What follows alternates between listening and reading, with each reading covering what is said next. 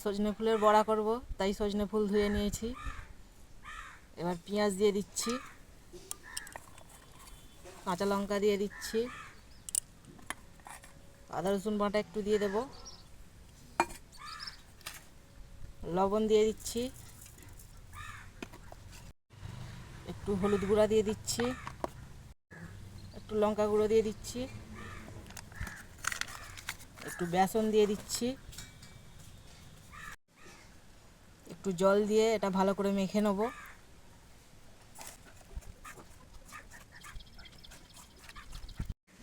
মেখে এইভাবে কিছুক্ষণ রেখে দেবো, টেস্টি হয়। এরকম উল্টে পাল্টে লাল লাল করে একটু ভেজে নেব। এরকম লাল লাল বড়া ভাজা ভাতের সঙ্গে খেতে খুব ভালো লাগবে।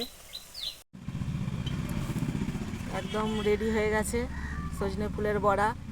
কেমন হয়েছে কমেন্ট করবেন, ভালো লাগলে লাইক সাবস্ক্রাইব করে পাশে থাকবেন। ভিডিওটি দেখার জন্য অনেক অনেক ধন্যবাদ।